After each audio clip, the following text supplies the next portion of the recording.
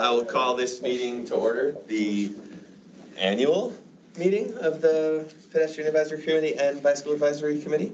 My name is Matt McGrath. I'm the chair of the Pedestrian Advisory Committee. I've been on the committee for about 4 years and the chair for about the last year. We have a lot more people here than I think I've ever had in any of these meetings before, which is pretty cool. But we'll just go ahead and not just go by committee member. We'll just go around the table and around the room and do quick introductions so everybody knows who everybody is. I went and we'll go with John. Work around the table. Yeah, I'm John Day. I'm on the Pedestrian Committee. Relatively new, just a few months. Jody Norris on the Pedestrian Committee, formerly on the Bicycle Committee. Nancy Haverman on the Pedestrian Committee. Jim McCarthy, City Council. Matt Mitchell, BAC.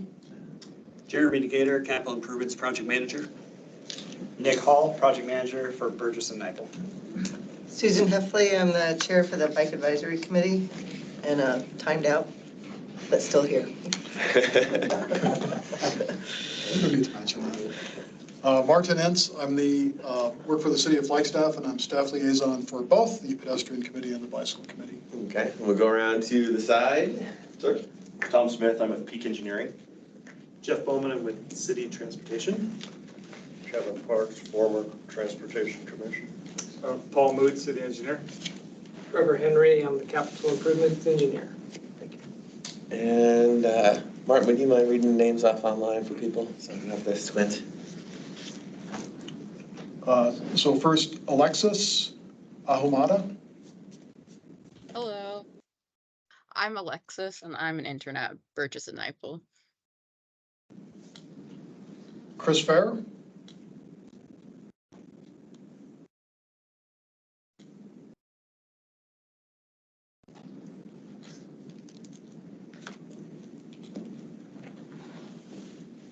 It's like, Chris, if you're talking, you're muted. Hey, can you hear me now?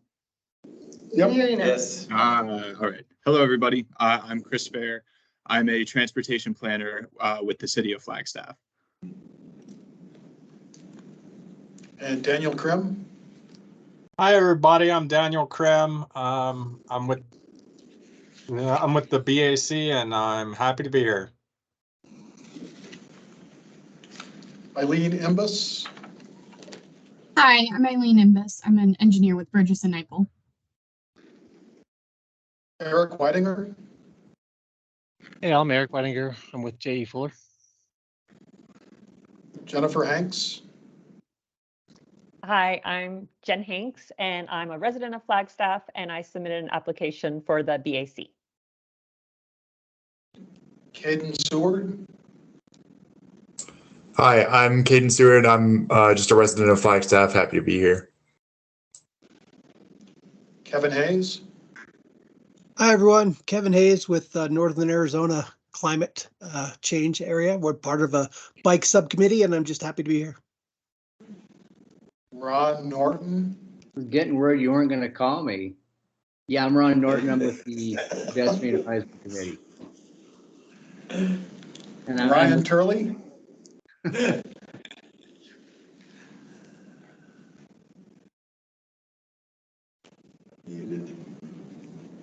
don't know if I was muted.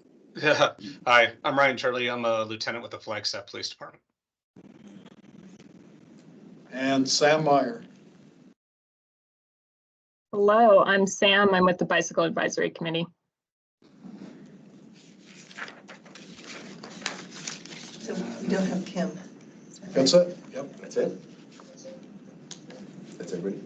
That's everyone. Excellent. Thank you for your help there, Martin. We'll move on to preliminary general business. We've already done introductions, but now is the opportunity for announcements. Members of the PAC and BAC are allowed 3 minutes if they wish to make announcements, suggest future agenda items, or comment on items not on the agenda.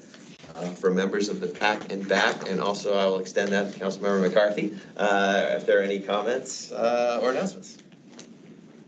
My only comment is I have to leave early. Don't be offended. Thanks for coming. I have a couple. Go ahead, Daniel. Oh yeah, I just want to real quick, where the on Birch right by Wheeler Park, where the Futz goes, it crosses into Wheeler Park. There used to be a crosswalk there, and the crosswalk is now gone. And I think that'd be a great place for a little paint. Do you know where I'm talking about, Martin? Yes, I do. I'll pass that information along. Hey, thank you.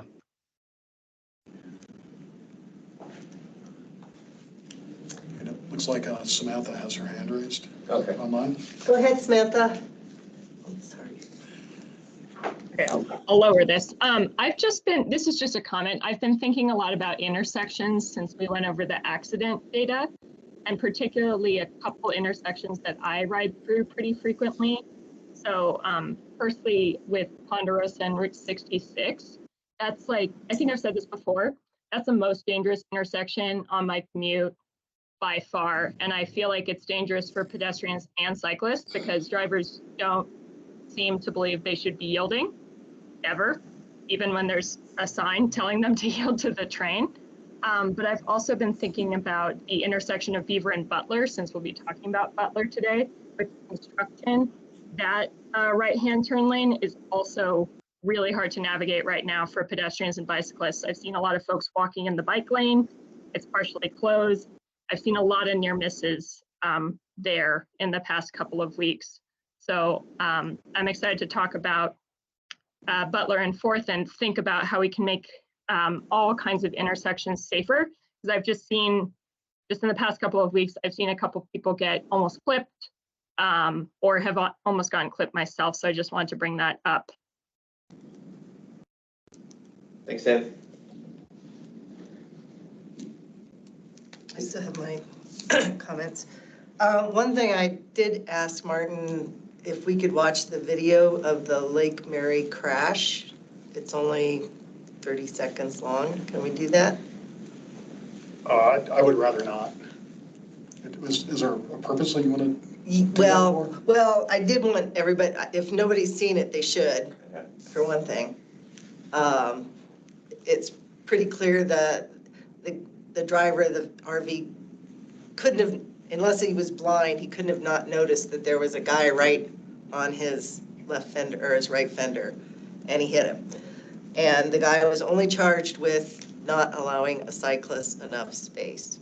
And I think that's outrageous, and it should not be tolerated. The guy assaulted somebody with a deadly vehicle, and he gets a ticket for what, $50? I don't know. I don't know if there was any more follow-up, if the guy was charged with more, but all of us should be outraged that that doesn't receive any worse penalty than that. And if you haven't seen the video, you should. I mean, yes, the guy was over the line, but there was no oncoming traffic that would keep the RV. He wasn't fenced in. He could have moved out of the way, but he hit a cyclist that brought down a whole pack. Luckily, nobody was seriously injured, but as I understand, there were 3 hospitalizations, at least 1 surgery, broken bones. I mean, it's outrageous. So I'm outraged about that. If you want, if you have a link to it, yeah, send it to me and I'll send it out to the 2 groups, and then people can decide for themselves if they want to watch it. Yeah, it's if you go to the YouTube and put in Lake Mary Road bicycle August 29, it'll come up on the YouTube videos. It's also embedded in the Arizona Daily Sun story that came right after it. Again, it was on August 29th. Also, if before you leave that topic, there is a small group that met to see if there's anything that can be done in the way of engineering or education along Lake Mary Road. And so they just have kind of met once, and I think they're planning to meet again. But since part of that road is within city limits, that might be something for us to engage in, and just kind of monitor and be part of that process. I went to the first meeting. And they had a few good ideas. They were focused on being very productive and moving forward and kind of helping to resolve issues. So that might be something that we dive into. Okay, yeah, we definitely should be involved in the collaboration. Another topic, was about striping yet again. I saw lots of city striping going on in the last 2 months, only for the roads, not for any of the bike stuff. The bike infrastructure striping is still years old and fading and not getting renewed. And that's one of the reasons why I brought up and drafted that bicyclists and pedestrians Bill of Rights, is that that kind of infrastructure maintenance should be as part of regular maintenance, not something like, oh, well, maybe we should do bike painting this year. It should just be part of the, am I talking about you guys' job? No, okay. Not us. But it should just be regular maintenance to get painting done, monitoring the cleanliness of the trails, the bike paths, the ped paths. And again, I ask you pedestrians, anything you want to add to that Bill of Rights, I'd be happy to see there. My ultimate goal is to submit that to city council or whatever and just say, I want to see this, we want to see this kind of maintenance instituted systematically into our maintenance of facilities, not just car facilities seem to get done automatically, and bikes, it seems like there's a lag and like that. So if you didn't get a chance to read it, it's right there. I can make more copies if you want, or email everybody a copy of it as it is, just through our email system. Is that okay? Yeah. Okay, well, I'll do that then. And then anything you want to submit, please bring it back to me and let me add it to the list. Mark, would that be an open meeting violation? You might look into that. If someone's communicating with the whole committee outside of a meeting. Oh, okay, I might have. I'm not trying to be a troublemaker, but I'm just. No, that's all right. I might have just glossed over the last part, but she can send me that information. I can share it with the group, but we can't like provide comments on it. So just be careful. Yeah. And we can bring it back to agendas and talk about it, but we can't. I think it's a great idea, but we just need to be careful of the rules. Well, and I'd like to officially request that go on our agenda next month. And again, if we can, if I can somehow communicate with the PED group so you guys can share it and talk about it too, that would be great. Or maybe you can go home with this copy that I have. Martin, you said you could share it with, if you could share it with Martin, he could share it with us. You've already got a copy then. Okay. I think the reason this is on my mind is the Secretary of State is pursuing a case against City Council right now for violation of the open meeting law. Well, we definitely. Which I think just is baloney, but it's out there. Okay. Better safe than sorry. Yeah. Well, and I did bring up, and this is kind of a mixed meeting, but I was also, at least in our meetings, we talk a lot about education. It's something that keeps getting missed in a lot of our projects. And I was hoping we could add that to one of our future meetings so we can brainstorm on, it's something we talk about. We need to get to the point where we're doing it or brainstorm on ways to get it done. So I think I'm done with my comments now. It was 3 different topics, so I get 3 minutes each one. It was under 3 minutes. I think you brought it in just in time, okay. At least according to me not looking at the clock, so we're fine. Okay. Technically, that's for the public, but yeah. I mean, it's at your discretion. Yeah. Enforce it. Any other comments from committee members? Can I just throw in the agreement on both the outrage for the person that they'd be allowed to drive again after doing that? The thought of them having their license still is appalling. The Ponderosa Parkway and Route 66, there was a mention of how dangerous that intersection is. And there's now a whole bunch of apartments going up there with a nice bus stop for the kids. And I find it very challenging for getting across that street because of the right turn people just come careening through the crosswalk. And I'm always like peeking around to see if I can do it. And the thought of all of these families living up on the hill and thinking that it's a great place to send their kids onto the bus or wherever makes it seem like it's going to get to be a worse situation as those buildings go up and as they get people in them. So I hope we can address that before they're all there. Thanks, Judy. No other committee announcements? Any public comment at this time?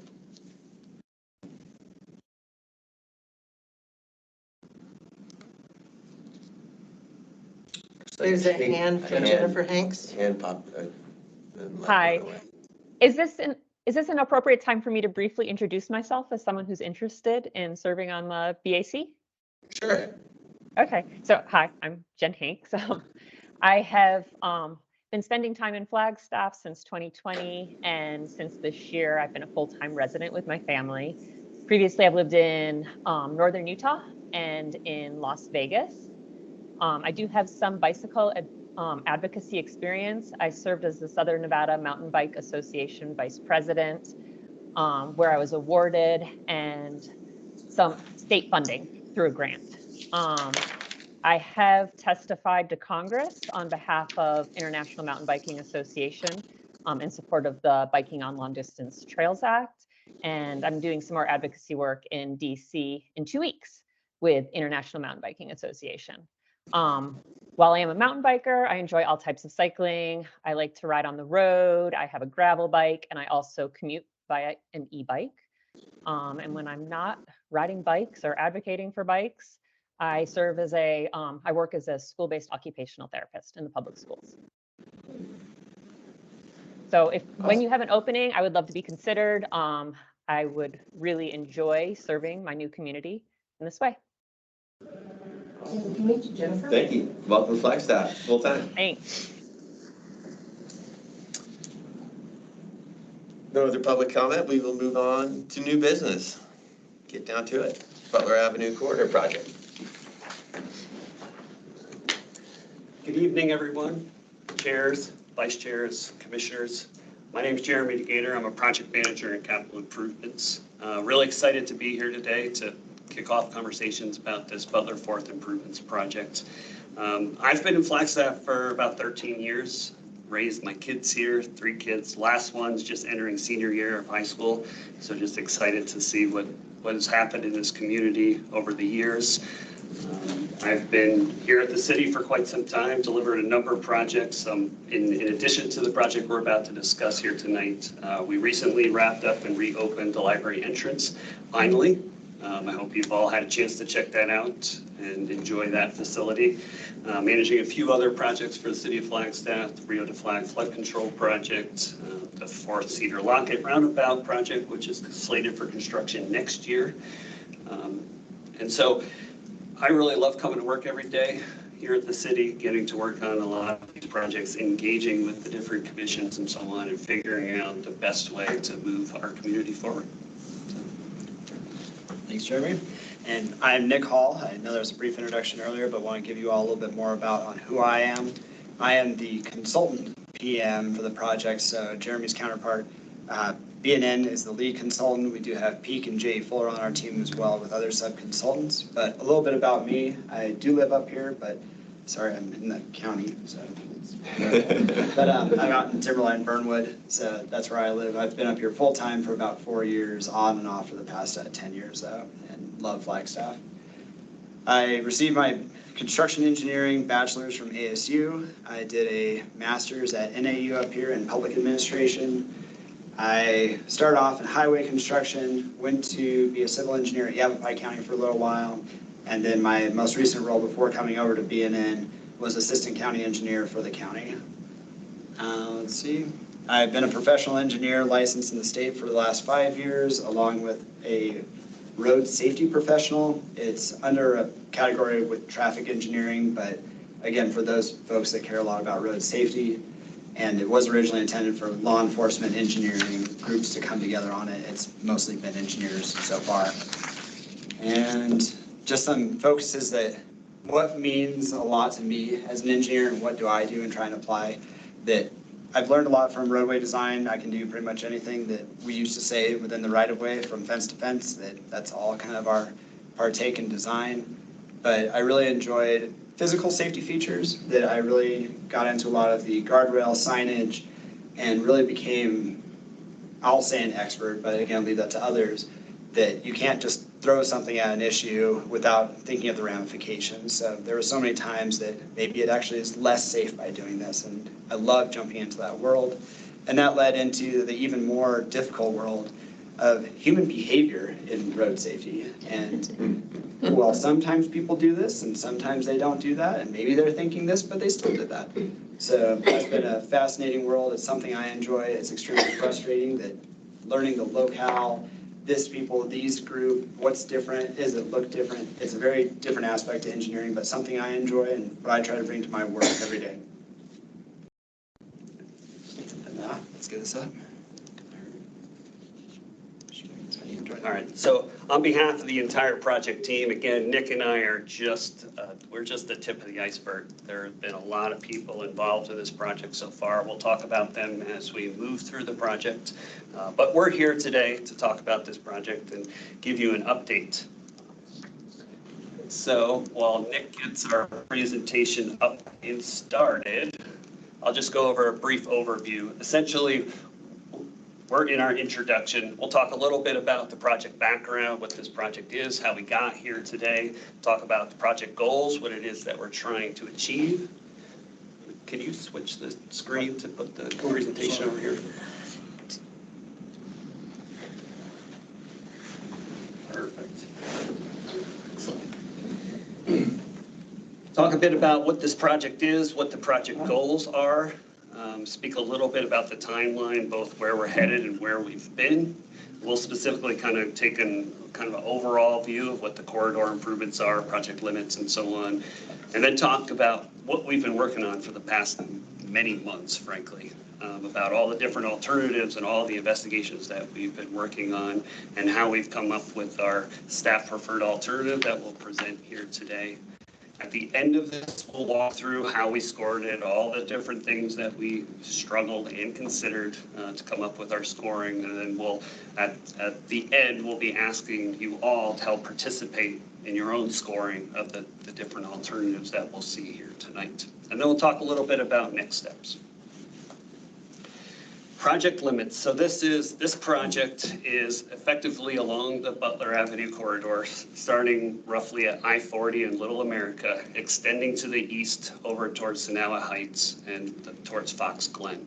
It does extend up 4th Street, roughly tying into some point just south of Sparrow Avenue. And then, of course, if you've been out there, you're aware there's a lot of stuff going on in this corridor. So on the south side, you've seen new roads being constructed and so on. So we will be going to a point south of Butler along 4th Street as well. Project background. So this project has been around for a long time. Originally, this was actually 2 projects. So it was originally Butler Avenue widening, and it was also the Butler 4th intersection improvements. At some point, we made the decision to combine these 2, but the original scope of the project was to widen Butler along that limit we just described, from the existing 2-lane section, so 1 lane in each direction, to what we consider more a modern complete street design, which is typically going to be 2 lanes in each direction, a center median, parkway, separated sidewalk, and so on. So that is the basis, and we've already kind of covered what the limits were. The project itself is funded by a transportation tax, both the old transportation tax, which was passed back in 2000, and also the new transportation tax, which was passed in 2018 and became effective in 2020. And then, of course, as you've noticed, there's a lot of construction and activity that's happened along this corridor over the years, and we have been collecting developer contributions. So in lieu of a developer constructing improvements along the frontage of their property that we would come through in a number of years and pull out and replace, they've actually contributed cash money, and that we will construct those improvements for them and tie it all together so we've got one combined comprehensive approach to the entire corridor. One big thing that drives this project is the idea or concept of a roundabout at Butler and Harold Ranch. So right now, Butler is a dirt road, but part of this project is based on that center median has some pretty significant impacts to access control on that corridor. So on the western end, we've been developed for quite some time. With Little America, we've got the mobile gas station, we've got Black Bart's, and they all have existing driveways and so on. And if you've driven through there at busy times of day, you're probably well aware of what that can look like with the large trucks trying to pull in and out, all the different weaving that's going on. So access control starts to limit those where people can turn, how you actually access these. So at this point, we're working on maintaining access into all the properties through at least one of their existing driveways. And the big change is directing trucks can no longer make left turns if they were leaving the southern Little American truck stop. And so they have to make a right, they have to go to the east and go down to the Butler Harold Ranch intersection, which will be a roundabout, and perform a U-turn operation there to return back to the interstate. That obviously has a lot of impacts, and it's one of the components of this project. We'll certainly talk about that a little bit further when we look at, you know, what a roundabout means, what crossings look like, the impacts on the corridor. But that is one part of this project that's important. We have spent a lot of time focused on the Butler 4th intersection. Intersections really drive most of our roadway network. It really, all the action is really at the intersection. And this project has been no different. We have spent months and months starting off with a limited number of alternatives, expanding that significantly to ensure that we were considering the full spectrum of all the things. And now we've reached our outreach plan. So this is where we're beginning. We have an entire list of commissions and so on that we hope to go to. So this is our very first one. So again, we're excited to be here. This is a significant milestone for us. We will be also visiting with the Commission on Inclusion and Adaptive Living. We go into sustainability. We'll be going to transportation in early October. And we'll have a public town hall meeting that will be held at the Aquaplex in early October as well, culminating in a visit with City Council either in late October, early November, that we will go there. And the impetus for this is if you've been involved in any of the larger transportation projects that have occurred in this town over the last several years, we've had a couple of projects that have gotten into design and then run into some significant pushback and so on, and significant design revisions, which has some pretty significant impacts both to schedule and cost. So we're rethinking that whole approach. We're trying to have all these difficult conversations now about what this project is, what this project isn't, what it can be, what it can't be. And so we're having those difficult conversations now before we've made any hard, concrete decisions on what design are. Hopefully we'll be able to work through that. We'll be able to get our direction from council, and we'll be able to dive into design. If things go well, we would be shovels in the ground at some point in 2024, but that remains to be seen. Do you want to touch on the project team? Yes, sure. So as part of the outreach phase that I just touched on, all those conversations, it's been important not just having conversations, but who's in those conversations.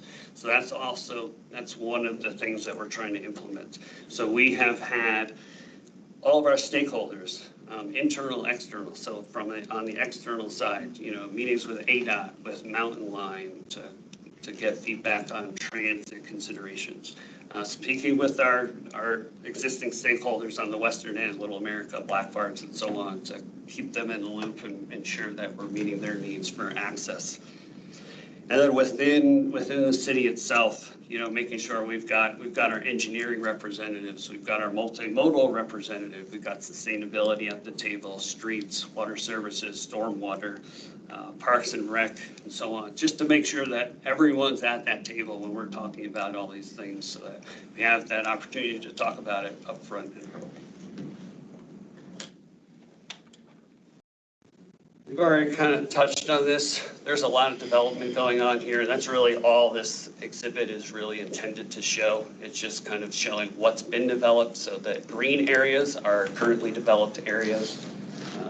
The large pink area to the south there is currently in development. So this is largely Canyon del Rio and other things under construction. And then there are things that are in planned planned development and anticipated future development. So over the next coming years and decades, this will be a very active area. Project goals. So foundationally, which we have, when we had our initial kind of kickoff chartering meeting, foundationally, our project goal is to improve facilities for all modes, all users of this corridor. Things that help inform that process and guide us as we determine what that looks like.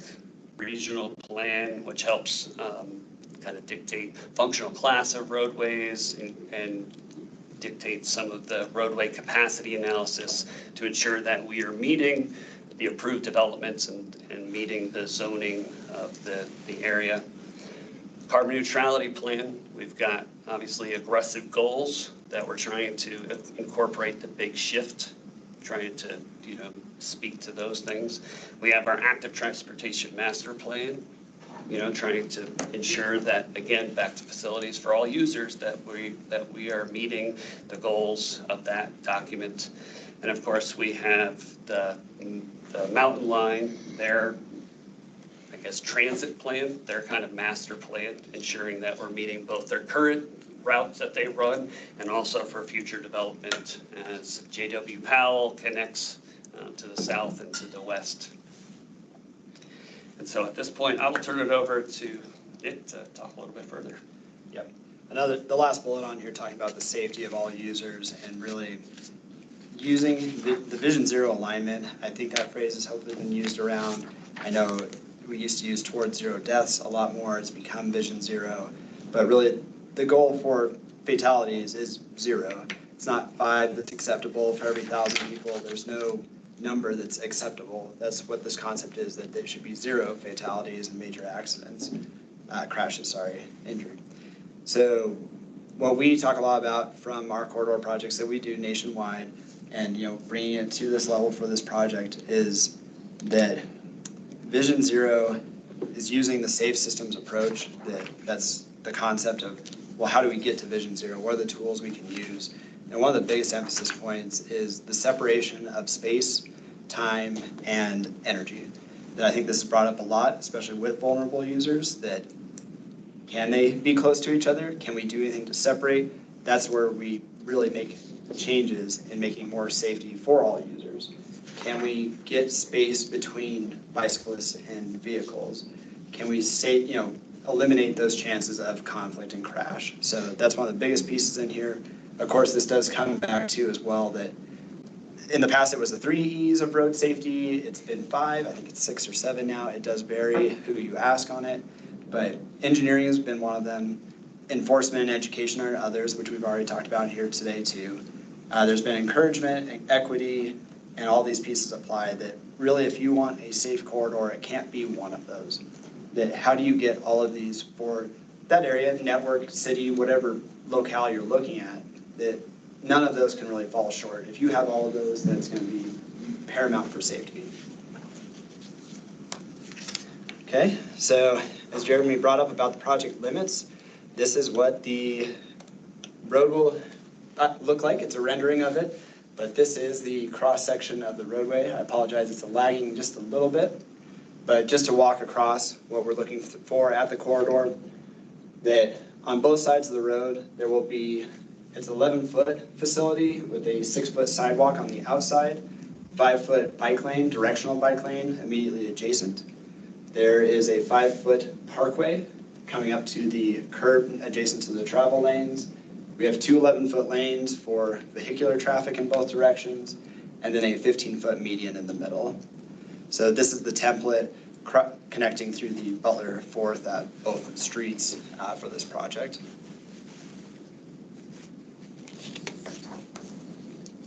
Okay, so to begin talking on bicycle and pedestrian treatments. So again, back to that separation of space, that for this project, we're going with the off-street bike lane and sidewalk, that having that separation away from vehicles, having off to the side just is a drastic improvement, and especially for the roadway out there today too, the 2-lane kind of rural roadway it is. So we will have the directional bike lane on both sides, And then for the intersections, we will be using the protected intersection aspects for regardless of what type of intersection that we'll get to later, talking between signalized and roundabout, but using those aspects at the intersections, no matter what is chosen today or moving forward, really, that the intersections will have the protected aspects.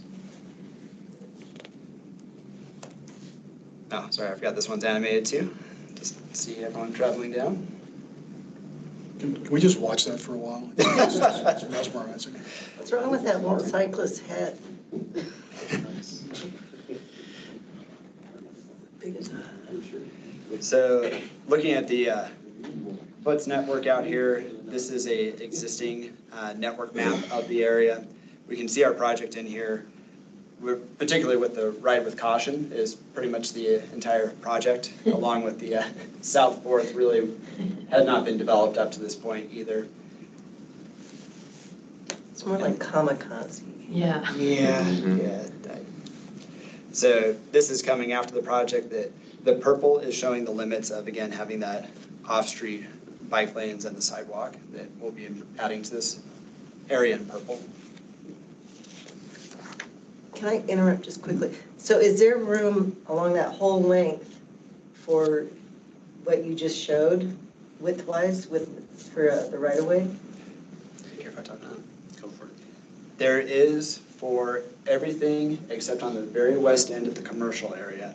And at that area, the buffer space right now is planned to be a little bit reduced. I think we were still going with about 2 or 3 foot behind the curb to start that 11-foot section, but still having the 11-foot off-street.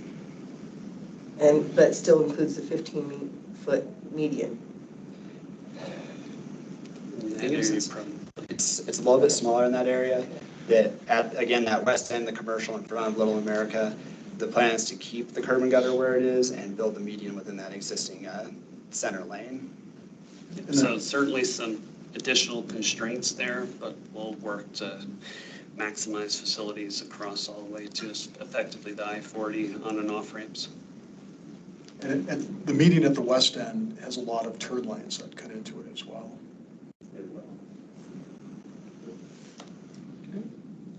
Next slide shows a little bit of the pedestrian and transit treatments that are anticipated as part of this project. We do show existing Mountain Line stops, and with working with Mountain Line, the identified proposed stops for future routes with the developments, everything happening in this corridor. The existing paired stop on the west end that's just in front of Little America out there. There will be a paired bus stop at the Peak Point intersection that is just south of the bluffs where it's at there right now. And then for Butler 4th, there will actually be 4 stops, a paired stop, or paired stops, I guess, on the west side, and then a northbound on the north side, southbound on the south. These crossings here we're showing too, the proposed ped bike crossings. These are all enhanced crossings. These are not just crosswalks. These will all include at least RFBs. Again, talking about the protected intersection concepts we'll get to later. Size mitigation, all of that will be included with these crossings. It's important to note here that the 2 north and south bus stops here at Butler and 4th are not currently part of Mountain Line route, but we'll be making sure that we accommodate their future expansion, future routes. Do you have an idea how many houses are involved with that Peak Point development? It was a lot. Yeah, I don't have that number on me. It's a multi-phase project. It's a significant development. Okay. To talk a little bit about the mid-block crossings for this project, as Jeremy mentioned earlier, that we have not really started the design phase. These are all very conceptual, early on drawings of the project were proposed. But this is, sorry it's zoomed in a little bit, but again, wanted to show more detail of the actual crossing itself. But this is between the overnight truck parking and the fueling station, the Sinclair. So there are anticipated left turns in the median, as we've brought up. We did not want to put the crossing in any of those left turn lane pockets. So really this is where the median is fully developed at this location. It kind of is right between the bus stops, and also we did see a lot of pedestrian traffic from the overnight parking back and forth with Sinclair. So ideally, all users would be able to use this mid-block to get across and have a much more visible location to cross. And it will have RFB at this location, the rapid flashing beacon, sorry, the typical around town. Okay, now there's a lot going on in this one, but this is the early design sketch for the Butler and Herald roundabout. So it's on the northwest corner. This is the Black Bart's RV parking. So that's about the location where it will be at. This, let's see, so the rapid flashing beacon setup will be on all of the crossings on all directions. So again, all legs will have that. We will be using accessible push button signals and really, again, with our firm, things I've cared about a lot in the past too is what is the standard? We need to at least meet the standard. What are things that are better? What can we use on this? So having audio signals, the tactile arrow on the push button, that's all that needs to be done. That's kind of the bare minimum for the tactile arrow at least. So all of that will be applied to this project. Everything will be up to date and then really considering all of our users using this corridor. So the raised crosswalks through, this one does not so much apply to this roundabout, but you'll see later for one of the roundabout options at Butler 4th. With the crossings, we will be evaluating the use of the raised crosswalks, kind of using that tabletop for vehicles to slow down, having that surface. We'll see if we need it, but we will be definitely evaluating and seeing the pros and cons to it. What's all involved. So we're anticipating this roundabout is going to be used by full-size semis to do U-turns when they exit, right? Okay. And they can do that without crossing, by staying in one lane all the way around? So actually, I'd like to jump in with that on a quick note. So there was a state law just signed in that any multi-lane roundabout in the state, semi-trucks may take both lanes now. So we talk about education and getting out to the public. This was hard even for us in engineering to find out about. It's like, well, people need to know that. That's very important. So we're working with a few organizations to try and help message that, get that out. There will be signage that actually the state Department of Transportation is responsible for designing a sign to let people know, yield to trucks. They may take both lanes. We will be using whatever that sign may be. But again, with this group here, letting you all know, tell folks too that we're going to be advocating just trucks can now take both lanes. And they'll need them on this design? Legally. Yeah, legally for that. So we didn't make it the bare minimum just because there are issues of if the trucks go out of the actual roadway, it can cause more safety issues. There was some space on there. However, we did make it a smaller footprint based on that information though. So this is not assuming the truck has to stay on the inside. They can use that, so it did make a smaller overall roundabout. And as Nick touched on, regardless of whether it's a roundabout or it's a signalized intersection, these will have all the protected kind of treatments. So this will be, above and beyond what would necessarily be required at any of the intersections, right? Which is our baseline. So we'll be utilizing effectively the kind of gold standard for either a roundabout or for an intersection that's signalized. And another piece just to touch on from the engineering side too, that we do have a lot of, advisory pieces to add on to the end, and signs and signals now helps. But with roundabout design and something that I don't know what our company is up to, I think we're at 200 plus roundabouts we have designed, but geometry is key to slowing vehicles. That if you haphazardly design a roundabout, yes, vehicles can just go right through it. But the curves coming in and all that geometry, we analyze that there's a fastest path analysis that you actually have to make sure that that speed is at the low enough speed. So there's a lot of care and concern that goes into the geometry of it. It will effectively reduce speeds of users. Okay. All right. So now we're going to dive into a lot of the alternatives that we wrestled with for quite some time. So this was a process. We we kicked off the project, we started with roughly 4 alternatives. As we kind of began our discussions and looking at what those alternatives were telling us, quickly realized that we needed to consider additional alternatives. So we were looking at both signalized intersections and roundabouts. Those were the basis of the alternative. So when I say an additional alternative, it's like additional lanes and different configurations. So like we're gonna see some signalized intersections. So like when we say a 5x5 or a 6x6, this is just in general reference to how many lanes are on each leg. It's not a hard and fast rule. So just if it says 6x6, it could be 6 on 3 legs and 5 on the other. Again, there were a lot of different iterations and alternatives that were considered. We kind of pared all of that stuff down once we had enough information to really have a good conversation about that was down to 3 alternatives. We did have to revisit that. We had, the big shift, we have a lot of policies, big shift items that are pushing us towards reevaluating how we do things. At the same time, we have a bunch of codes and standards, engineering standards and zoning codes that aren't completely caught up, and so there's a bit of a gap right now.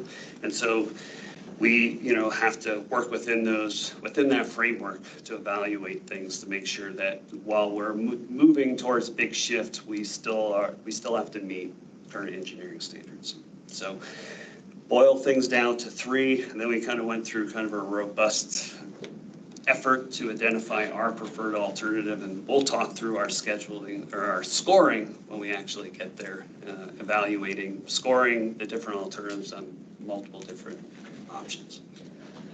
So according to the carbon neutrality plan and the emergency declaration, road construction was supposed to be held at 2019 levels. So this looks like it's violating that by expanding from 2 to 4 lanes. So is that just how that rule's gonna flow? So we evaluated the sustainability, the VMT and so on, but these are difficult things to quantify, for one. But yes, this is the struggle. Clarify that, the carbon neutrality plan talks about holding VMT at current levels. 2019 levels, not necessarily not expanding or roadways. So does that make sense? 2 different things. So not necessarily widening roadways, but holding VMT citywide at 2019 levels. So it's just looking at car traffic, not width of streets. Yeah. Width of streets is one of the things that implements that or affects VMT. Yeah. Build it and they will come.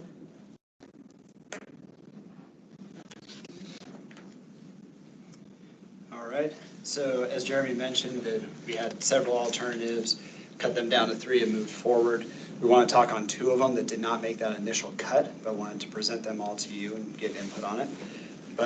So one of those was the 5x5 intersection. And as Jeremy mentioned, we use this nomenclature to basically describe the number of lanes, how big the intersection was. It was the easiest way to communicate. That in each direction is 2 lanes leaving the intersection. On this alternative, there were 3 approaching on each direction. So the benefits of this, well, it's the small footprint. I think that's pretty straightforward. The reduced head and bike crossing lengths, again, less lanes, there's less distance to cross the intersection. The overall intersection is smaller. Again, protected intersection features, regardless of how the size of the intersection or signal or roundabout, it would include the protected features. This was an early sketch, so I do apologize that this is actually from a traffic modeling software, so it does not show the actual pedestrian and bike network to it.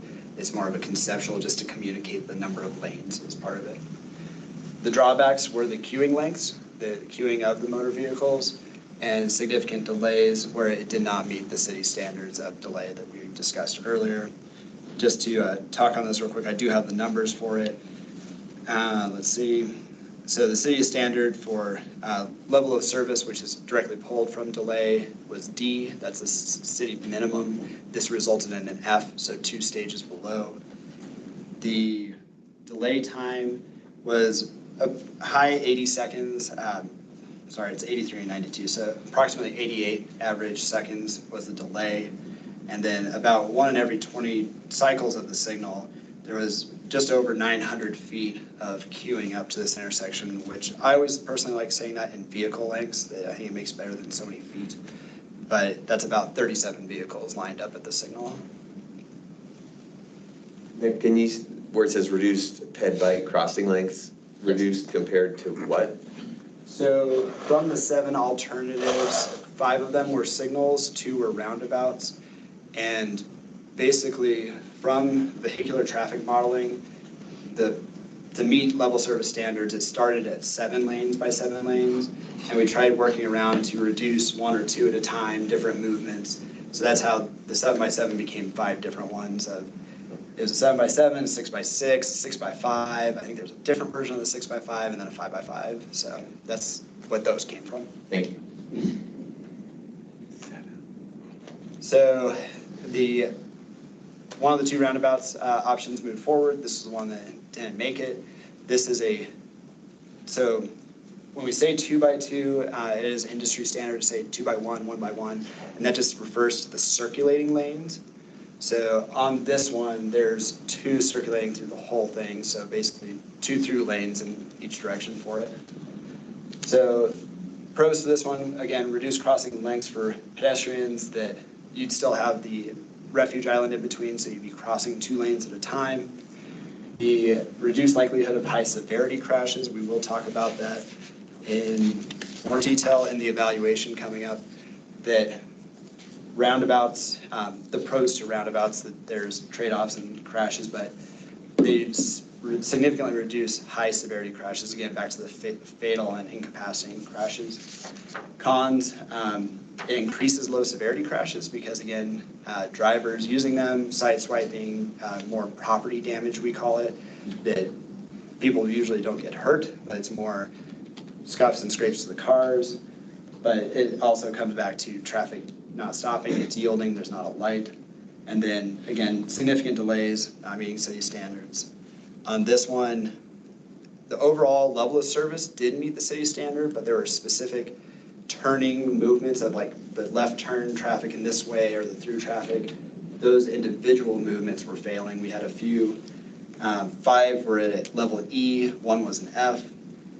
And then, let's see, the delay was just about, I don't have the one, 17 seconds. And then again, that kind of 1 in 20 in the peak hour, the busiest time of the day. The the lineup of cars was actually over 1,000 feet and 39 vehicles long. And there's no Dutch Bros coffee at the end of that queue. There is not. All right, so that takes us into the 3 alternatives that did make it forward from the staff and project team selection process. So we're gonna go over these 3. So there is the 7-lane configuration. It is 7 in all directions, except on the east side. So for westbound traffic, there is only a single left turn lane. All other directions have dual left turn lanes. Each direction has a designated right turn lane. That's where we get to the 7. That's 2 lefts, 2 throughs, and 1 right. And again, does include all the protected intersection features, which on this drawing actually has it drawn out for the corners, the reduced corners that, again, historically intersections were built with big, wide sweeping curves. Oh, sorry, yeah, we zoomed into it. Forgot about that. So this is zooming in to just one of the legs, just so you can get an idea of it. Intersections were built with large sweeping curves. It was nice. Cars could really move around it very nice. Trucks could move around it nice. Well, for safety features that, hey, we need to make these smaller, that's been the idea and what we should be doing nowadays. So the curve for right turns mostly is a smaller curve. You see this kind of magenta red area. Yeah, cool. So there's a bit of a lag, but this area here is a truck apron for semi trucks to come across, so it's not really a refuge waiting area, and it is still mountable. cars will not be just taking through it. That does take significant effort to traverse. But the green area on the corners for kind of a bike waiting area before getting the signal to cross. And there are a lot of detectable warning surfaces. There's a lot of crossings for pedestrians crossing the bike path and then into the roadway, but this is what a protected intersection, the treatments look like on the corners. So what does that yellow stippled area represent? That's the warning surface. So when you come down ramps and for the visually impaired, to let you know that you're entering vehicular area. 7 lanes of traffic. Okay, this is the 6x6 intersection that you'll see that some of the two sides of it did reduce 1 lane in size. Unfortunately, you'll still see that these kind of blocked out lanes, that at the end of the day, that doesn't help ped bikes crossing, that there's a blocked out lane, it's still that long distance. Unfortunately, that is due to where the through traffic matches up, that for northbound and for eastbound, the dual left lanes were still needed for the traffic mitigation.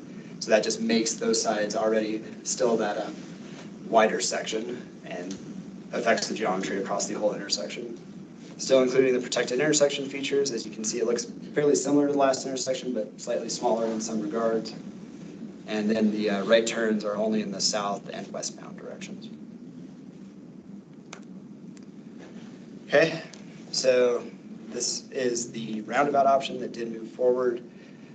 So it is again the 2-lane circulating roundabout, but on all corners does include a channelized right turn lane as well. So there are not 3 circulating lanes, but there is a right turn lane approaching from each leg. So something important to note that it will be a yield condition, that it is not intended to be an off-ramp for the right turns, that the vehicle in that channelized right will need to approach, look both ways, can I proceed, and go.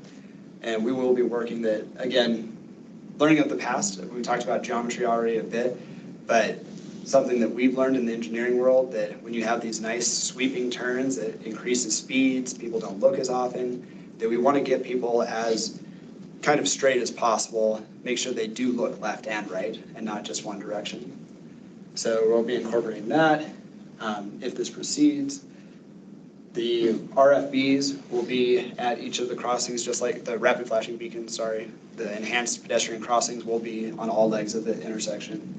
And then again, evaluating the raised crosswalks for this as well, in combination, that the bare minimum will be the signalized rapid flashing beacons for all crossings. What do you call those lanes you guys just added from this one? Channelized rights. Are those stop bars there? So it'll be a yield, but the intent is that yielding the right of way, of course, but the driver should stop and make sure that both directions are clear before proceeding. If there's a collision there, you're holding the person that's in the sweeper lane from not yielding, right? The right turn. Yeah. Okay. Yeah, if it was that situation. I'll leave that to law enforcement then. But Okay, yeah, got it. if they blow it and hit someone, I would guess that that would be the case. I could see an opportunity for a passing scenario in that.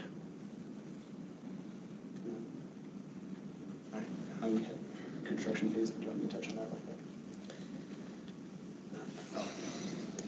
All right, here's again zoomed in to kind of what it would look like crossing here, that you can see the bicycle crossing, the ped crossing. The intent for the bicycle users is that it is a counterclockwise rotation around the roundabout, since it is directional bike lanes approaching. So that would be the idea of the rotation. Something to note of historical use of roundabouts, that it's been the assumption for most that bicycle users can take a lane or get off the road. So here would be the circulating bike lane around the roundabout.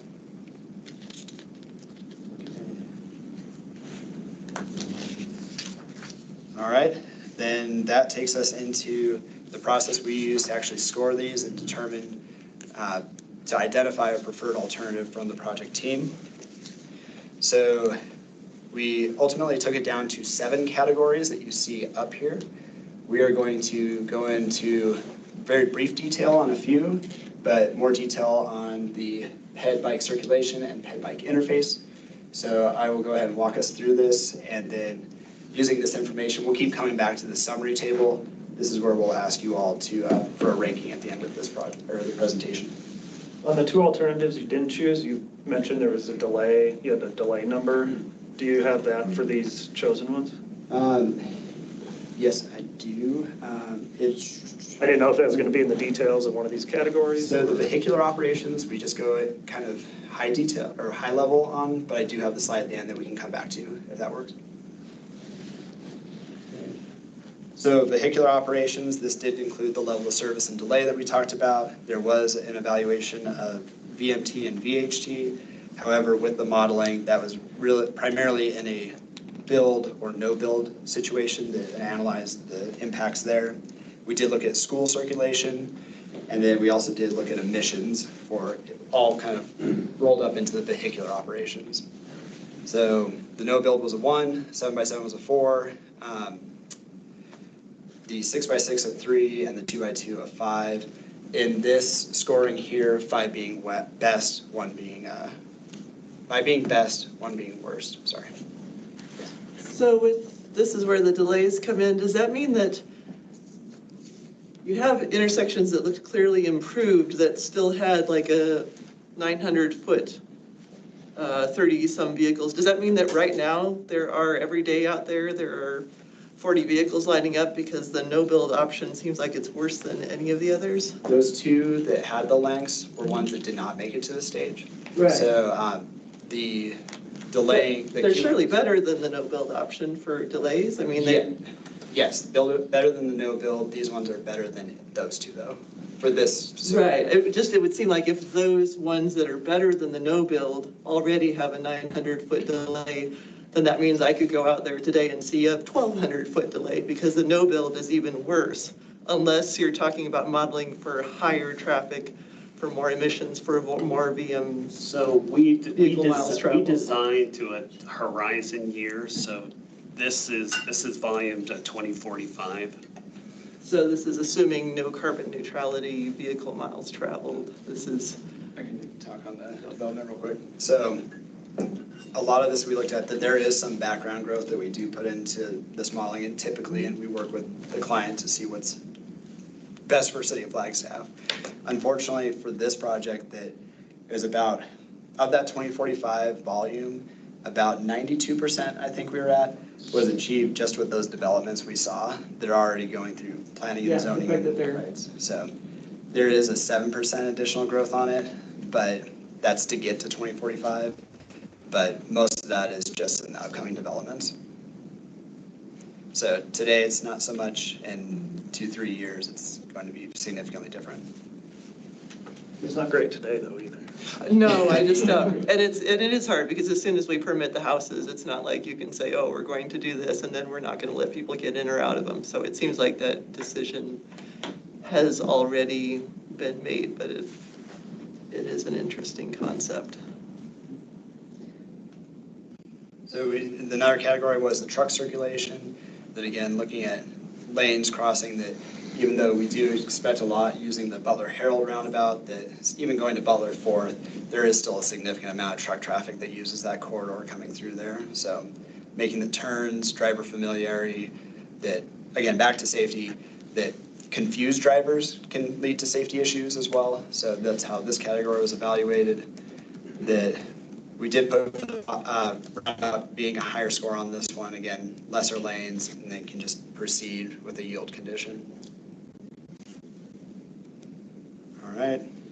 Transit accommodation, working with Mountain Line, highly relying on them for this scoring here.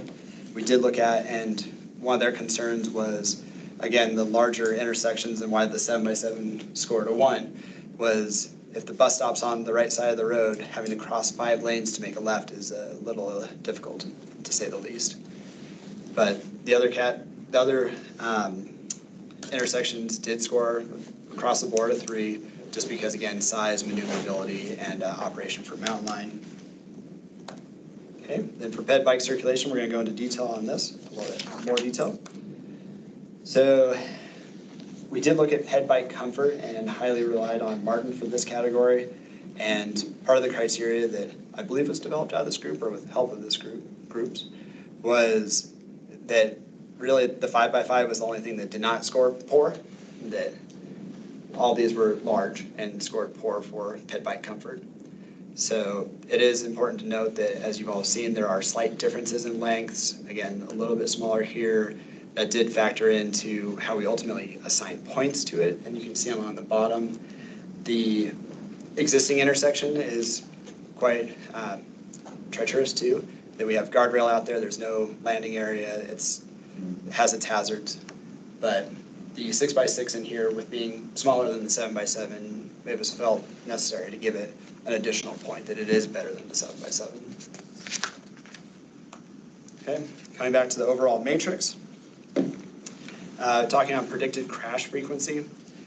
So no build being one, again, all this future traffic on the existing condition out there.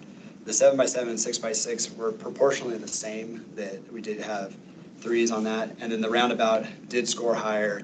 Again, back to that, there are more property damage crashes, the kind of lesser degree, mostly non-injury, but it really does mitigate fatal and incapacitating injuries and does have benefits for all users, more than just vehicular.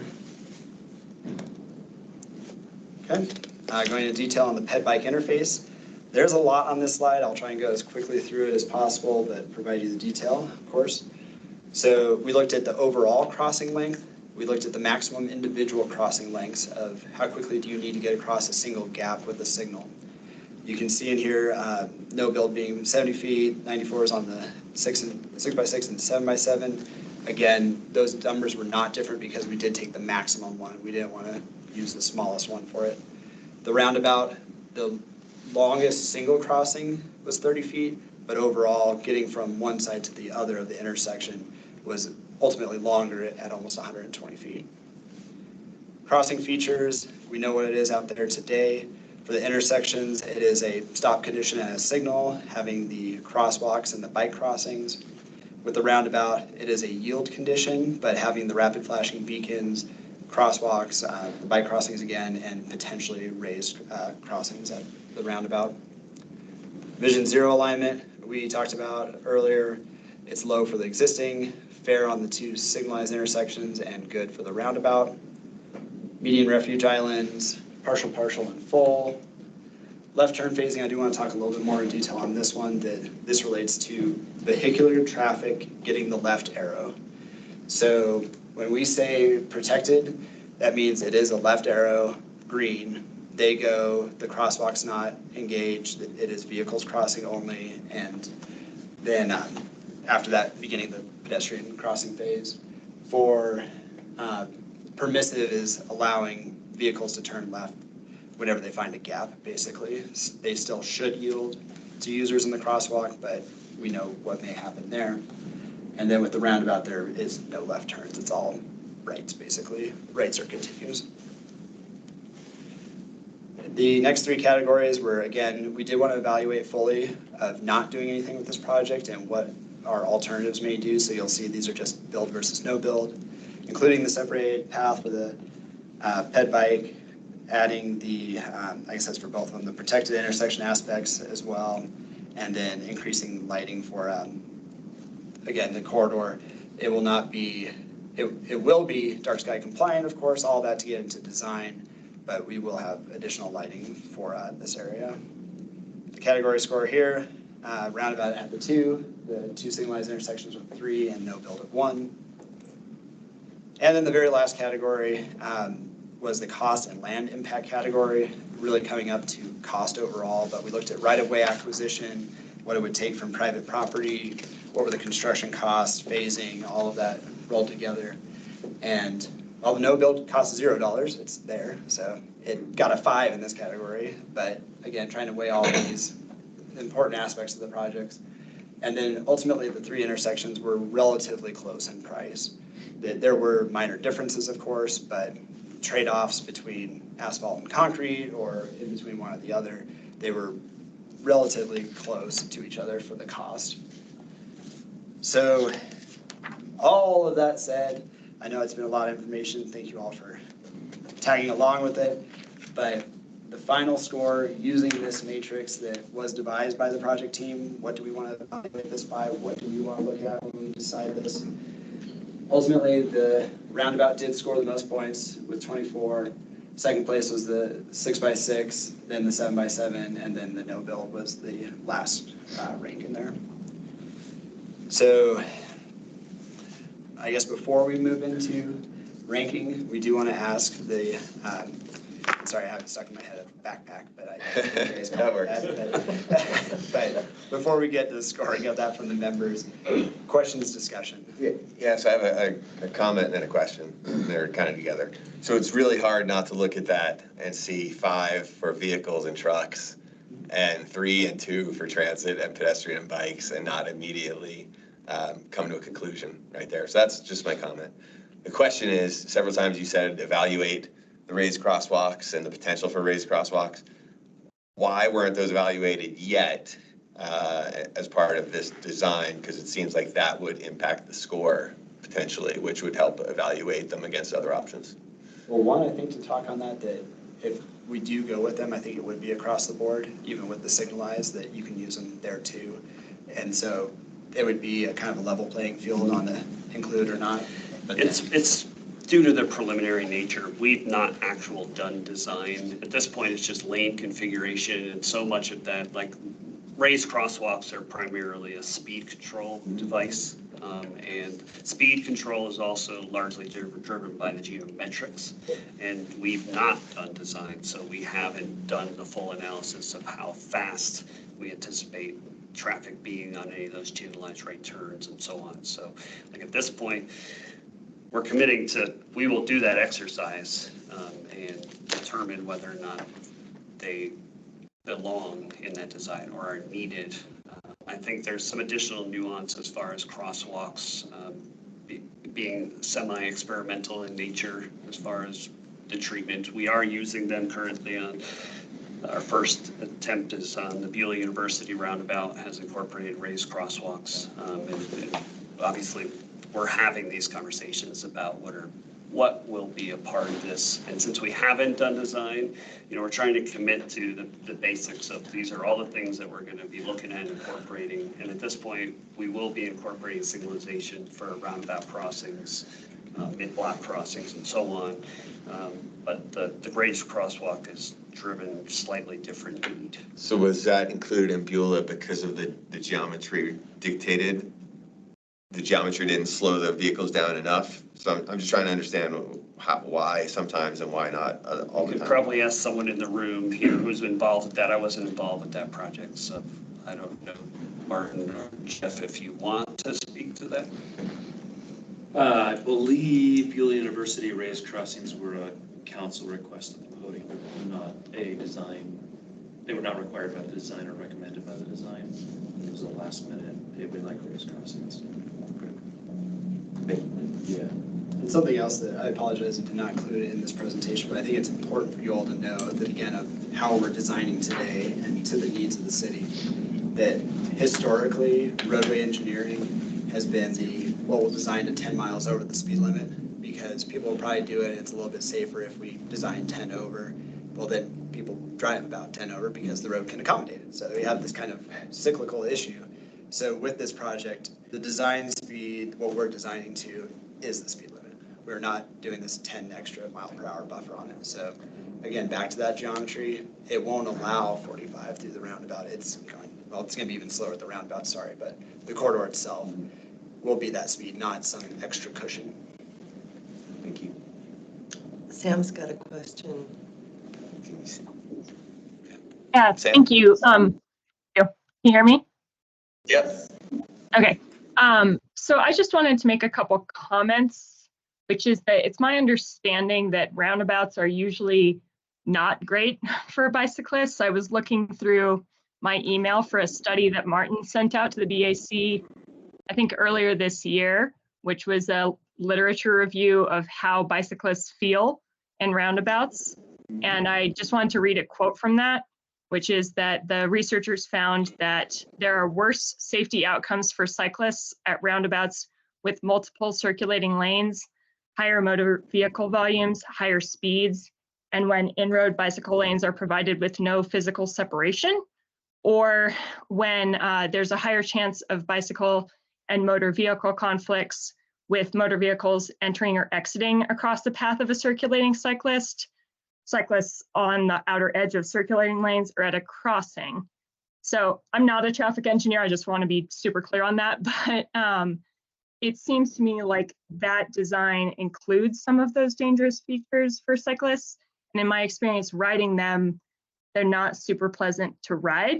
I will also say, as a pedestrian and a cyclist, crossing with some of the rapid flashing beacons, if there's an island in the center, it's quite hard to cross on a bicycle, because if you are on your bike and have to stop in a little island in the middle to press another button for another beacon, it's hard to cross. And in my experience crossing Butler closer to the university, you can only get one lane. You're lucky if you get one direction of traffic to stop for you. Getting both to stop for you is really challenging. So I feel like for pedestrians, maybe it works a little better. There's a wait time, but if you're on a bicycle, having to like cross 2 lanes of traffic, quickly stop, hit another button and try to start again, just isn't great. In my experience, I feel like signalized intersections, while not perfect, are preferable to me versus those rapid flashing beacons. And then I just also wanted to know, what do you think the distance would be if you were crossing just a 2-way roundabout, the crossing distance for a 2-lane roundabout? So it still comes to about that 30 feet. That number used before was the maximum individual crossing length. So where the crossings were, there's actually a small, it's not really a refuge at that point, but there is a median break between the channelized right, the 2 lanes, and then the middle. So that crossing at 30 feet would be about the same, but it's 30 feet, approximate. Okay, thank you. So thank you for the comment. That statement, that study, as I understand it, that is correct. That is a specific situation where you have actual in roundabout bike lane. And so that has been proven to be very unsafe, and that's not what we're suggesting here. That hasn't been, I guess, common practice, I'll call it, for quite some time. The guidance is that you either come off the street if you had on-street bike lanes and act more as a pedestrian going around using crosswalks, or take the lane, actually take the middle of that lane through the intersection, versus having a separated, what that was referring to as a separated bike lane within the roundabout but around the outside edge. And yes, you are in a bad position relative to drivers being on their sides with all the merging and so on. So that is a dangerous setup. And that is not a feature or a treatment that will be part of this project. And then the other one I think you spoke to was some of the crossings there, what we call 2 stages. So you have to get to that center island, you push the buttons to activate the next set of lanes. There's lots of conversations about, whether it should be 1 stage, you push 1 button and they all come on and so on. Currently for our mid-block crossings, oftentimes they will have that, what we call that Z, where you actually jog and have to kind of realign before you go over. Again, it meets different needs. So this is where this gets really challenging. As you saw, we just walked through this, and you could look at some of the scores, and you could scratch your head, and we scratched our head too with some of these things, because it's hard to roll this up and to make some of these decisions. But because those Z crossings are good for pedestrians, but on bikes they make it just more challenging to maneuver and so on, right? So I think we've almost universally kind of heard from bicyclists that they would prefer a straight crosswalk versus to have the jog. But when we're considering pedestrians, let's say children or other things where we want them to stop and reorient and refocus before they cross, it's important to have those Z's. And the reality is that at roundabouts, the act of crossing lanes is a much more intentional, active activity. Like you have to engage, you know, it is not wait for the signal and just, I have my light, I can cross, I don't have to worry about anything else. Which again, that may feel comfortable, that's not necessarily safe, because we know what people actually do out there. You know, people don't always stop, even if there's a red light. And on roundabouts, same thing. You know, it's more of a yield condition, and that's important. Rapid flashing beacons are pretty successful in getting people to stop, but it's still a more active process. Certainly that activity, you having to make contact and make sure people stop, is not as comfortable as having a protected crossing, so to speak.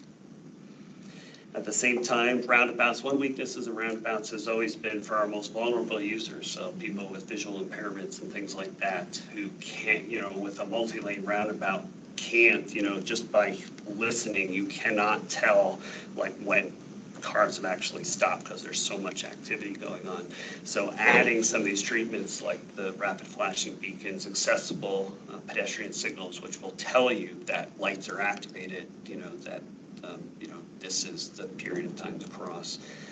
Those are important treatments, and like I said, kind of speak to that gold standard. And ultimately, when it comes to roundabout crossing, it's all about speed, right? We talked about the vision zero, and you know, at a signalized intersection, you've got that protected, but when it's free-flowing traffic, they are 30 to 40 plus miles an hour that those vehicles are going. On a roundabout, geometrics are key. There are lots of examples of bad roundabouts, whether they're single lane or multi-lane, right? Just it being a multi-lane, I mean, multi-lanes inherently have more complexity to them and more opportunity for higher speeds, but that's not a given. So it really is key to get those geometrics right, to keep those speeds down, because I'm sure you're all very familiar with the statistics on, you know, what happens when there's a crash between a bicyclist or a pedestrian at 30, 40 plus miles an hour versus that same crash at 15 to 20 miles an hour or less. There's a lot of statistics on yield rates when people are going slower. It's hard to get someone to stop when they're going 45 miles an hour in a yield condition. But if they're already going 15 or 20, it's much easier to react and stop. So I think, again, as we've mentioned, we've been struggling with these conversations. There's no easy answers for what these things are, and it is a balance, but we are at this point really committed to how do we move the needle, right? How do we do better? The reality here is that this is a major intersection. This is going to be Butler and Fourth. These are two arterial streets.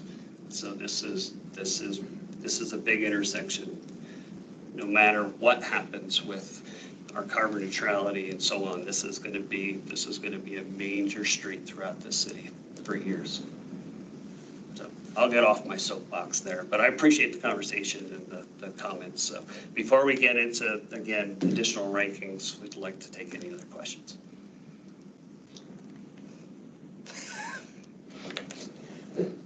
One more question. So is this roundabout also where trucks can go in across, are anticipated to go across lanes? So cars that are, because there's going to be the cars that are going straight through that have to either be in front of or behind a truck to go straight through. And they're going to be negotiating that truck that might be swinging out. And that's going to be a cause of focus for them rather than on the pedestrian that's on their exit leg or on any of the other. Because I feel like that worries me, the amount of mental thinking of, oh crap, this truck is going to go across here for the people who didn't get in front of or behind it, and it takes away just that much more of their mental attention for the person as they're exiting, since we know that exiting the roundabouts is where people seldom yield. Is there a reason, are we allowed to have roundabouts where we make them big enough and keep people in their lanes for that, or is that? So this is where it gets complicated, right? You make roundabouts bigger, higher speeds. You have honestly, like the law is just kind of making legal what's already happening. I mean, if you've driven through roundabouts, the trucks are taking this out. They're taking all the lanes that are available. That's the reality. I mean, we can make as many laws as we want, but the reality is they take those lanes. In a smaller, tighter roundabout where they legally can take all of the lanes, you've already constrained the space, so there's not as much opportunities for gaps to form where a car will try to pass a truck on either side in them. So again, geometry is key to make this thing small enough to where we don't present those opportunities for cars to try to make those dangerous maneuvers, but it's challenging. And just something to add on that, again, from the safety aspect and what we're expecting with this coming out, we're trying to see, what is this going to impact statewide. That our current assumption for the trucks entering the roundabout, we have what we call speed deceleration curves. That's kind of the wiggling entering the roundabout, so you're slowing down before you get to it. That most likely at that point, the trucks will already start taking both lanes. So that's going to be a significant, probably a couple 100 feet away before the crosswalk at least. So by that point, they're going to be taking both lanes, ideally. So there should, yeah. And then the RFBs, will that be on each leg? Will they be flashing so the person turning right will have a flashing beacon if someone's crossing as they're making that right turn? Because right turns are like the worst right now for everybody, or for any pedestrian or person going. So we'll see when, but you guys aren't willing to commit at this point to a single button crossing the whole way. It's potentially going to be however many buttons to get across. Yeah, maybe one direction at the max, I guess, right? And again, we'll have to evaluate it. It will depend on how big those medians end up being and the geometry and so on. We'll determine that ultimately. It's a big difference for a bike or a jogger or whatever. So it's harder to evaluate.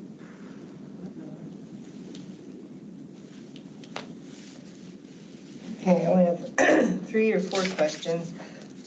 So why didn't the 5x5 pass scrutiny? 5x5 does not meet engineering standards. In terms of? It doesn't meet our level of service requirements. And this is speaking to that gap between where we're at with our carbon neutrality plan and our actual codes and standards.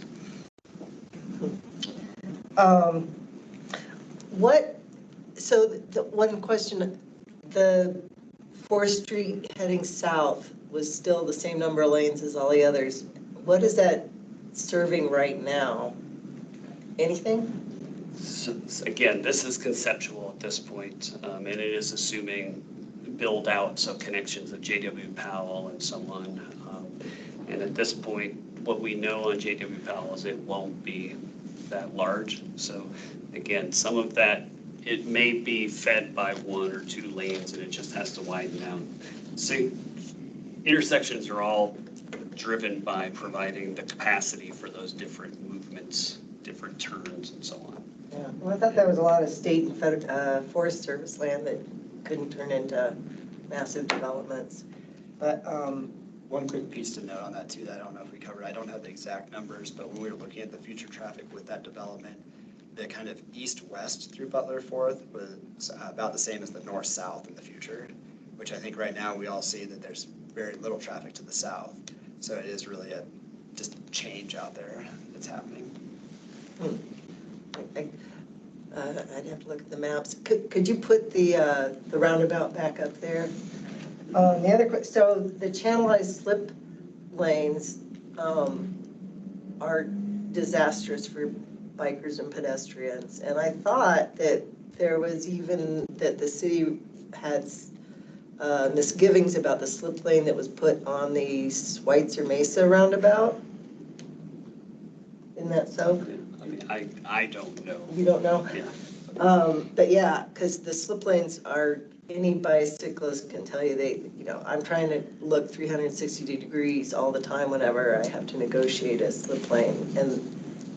And yeah, cars don't slow down at all. I don't know whether you think you've got a way to do that, but I haven't seen it. Again, on that one, we will be working as much as possible with the geometry. I know we've said that a lot, but we really want to make that almost like a come up and then have to turn right instead of an off ramp. The more it's like an off ramp, exactly speed and safety are just detrimental. So is this set in stone at this point?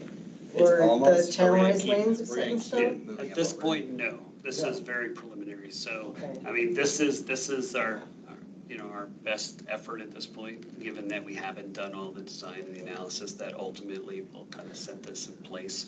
We've done the traffic analysis, and we'll continue to work on refining and optimizing what we have here. So I would not say that we are done. We are obviously trying to select like the nature of the intersection, whether it's a signalized intersection or it's a roundabout.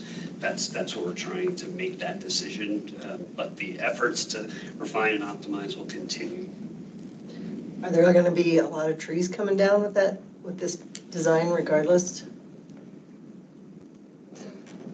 Not really. I mean, largely we're within that, that where that already runs. We obviously haven't fully evaluated. I mean, that shows some basic footprint there. There aren't, at this point, we've already done some excavation there south of Butler on 4th Street. So it will largely be contained where it is now, but I would imagine there will be some impacts along the edges. And you're designing for 2040, is that what you said? 2045. 2040? That's a standard, that's our standard time horizon. Well, Flagstaff will be abandoned by then because we won't have any more water. So there's that. That's not. And everything will be burned down. That's not the model. Well, I better get on that. I have a question. It's a different model. So you are planning for 2045 vehicular traffic? Correct. Have you taken into account 2045 bicycle and pedestrian traffic? I think we have, in the sense that we're providing these facilities that frankly we've never constructed before along this entire corridor to support whatever that future is, right? None of us know exactly how all of our efforts for carbon neutrality will play out and the impacts that they will have. But I think with this project and what we're presenting will support that future mode shift, whether it's shifting to transit or it's bicycle and walking, those sort of things. So I think yes, what we have there is very much in alignment with the future flexibility, what needs to happen there.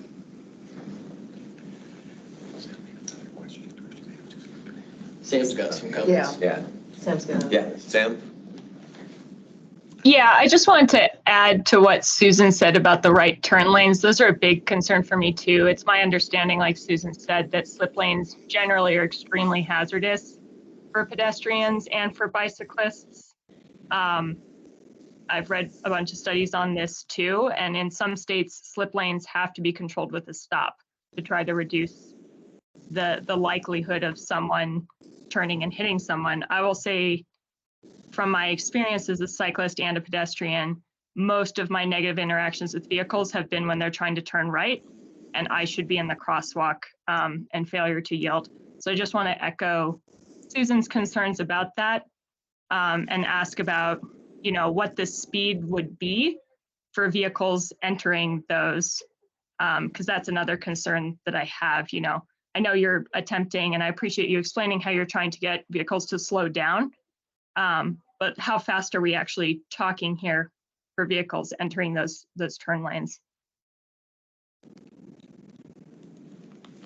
The generally accepted range is in that 15 to a little over 20 miles an hour.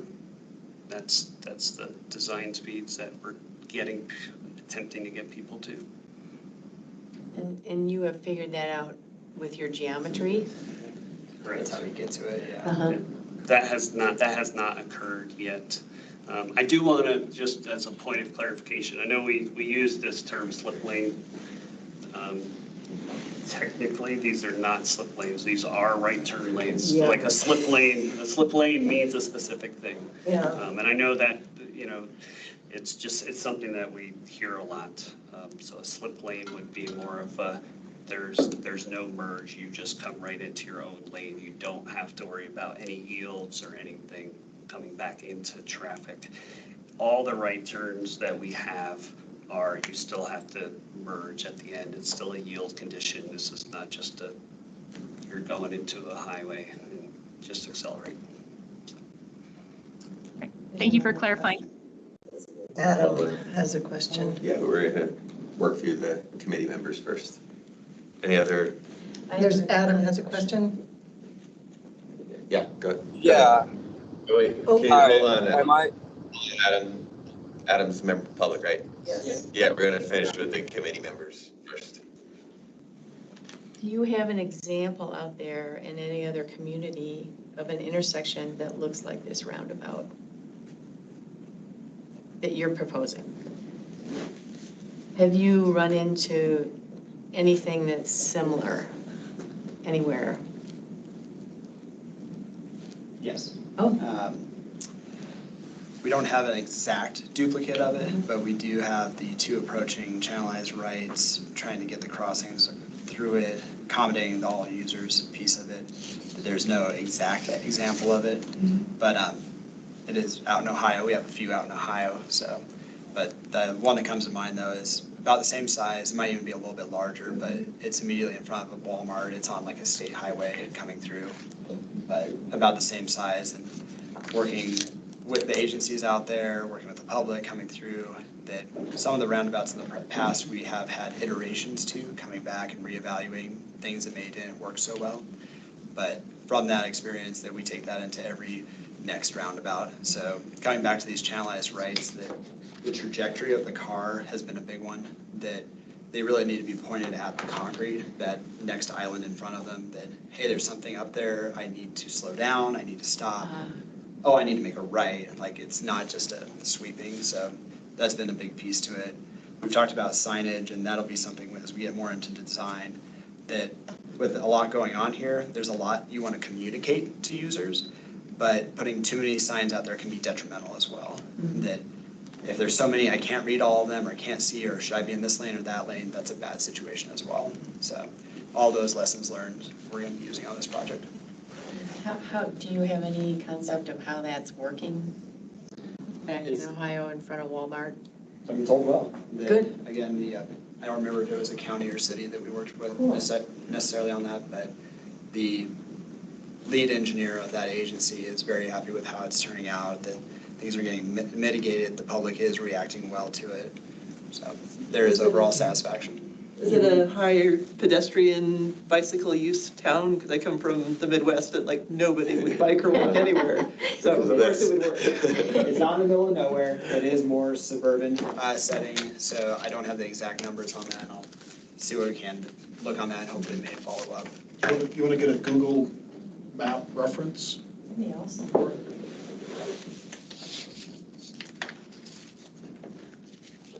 Schweitzer turquoise is a right channelized right turn, right? That one corner?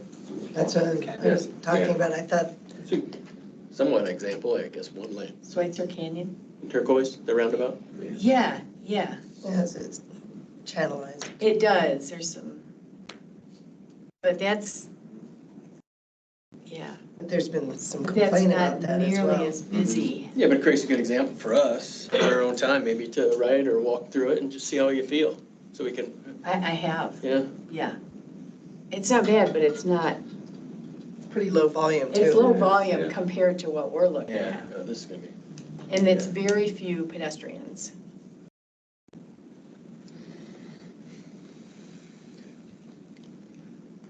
Any other comments or questions from PAC or BAC committee members? Well, then we will open it up to the public. Is that Adam? Thank you so much. Can you all hear me? Got you. Awesome. Appreciate the presentation and the conversation thus far.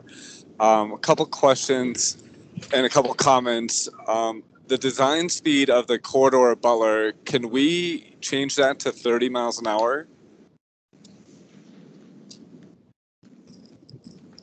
I don't know.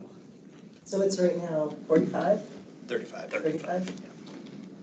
That's what it is today, what we're designing to currently. Okay, so I do think that that's really important because, as we've discussed, you know, the approach speed is very important, and you can think about I think about the roundabout in Sedona, from West Sedona heading towards Uptown, where you go downhill and you're cruising 40, 45, 50, right? And it's a 2-lane roundabout. And if it's not congested, you can zoom through that pretty fast, going 30 plus miles an hour. And just knowing the location of this roundabout, I do have a lot of concerns about the approach speed, especially after the widening of Butler. And so I think it should be 30, posted and designed for it if possible, if legal. And then I have some very significant, like, I have a lot of concerns about the distance of crossing. It sounds like the 6-lane versus 7-lane intersection is the same distance, like the 92 feet, I believe it was. And then for the roundabout, it was 120. But if we were to remove the channelized rights, I think it brings it down to 60. Is that correct? So the 120 measurement did include, I'm trying to remember exactly where I pulled it from. I think I started at the kind of lip of gutter pan going into the roadway, basically the area of hazard. What is this length to get across? So part of that does include the island, the median island in the middle. So without the channelized rights, it would remove a lane on one side. It would remove the channelized the island. There's a splitter island between the channelized right and the through lanes. But it would still include the median and then the next 2 lanes. So I don't have that exact number, but it would be shorter. It would still be greater than 60 though. Okay, but less than 92? I would give an engineering guess to maybe about there, maybe about, yeah. Okay, so that's something worth considering, committee members. And then what else was I gonna say? Just I really think the channelized rights are of concern and really should be removed. We are predicting and planning for modeling of peak hour traffic in 2045 based off of assumptions of increased car use. And I think that that's going to set us up for failure for bike ped comfort and encouragement. Committee members, so this is a great time to speak up if you feel that way too, because the staff is still working on it, as they said, and that's wonderful. And then lastly, I was just going to share as a former council member, when we did Lone Tree and Butler and we chose to go with 5 lanes, we went against legal advice by our legal staff. And I'm not trying to get into a legal conversation right now, but the council had the political will to make the safety and comfort levels a priority. I'm not sure if that's the case with this current council.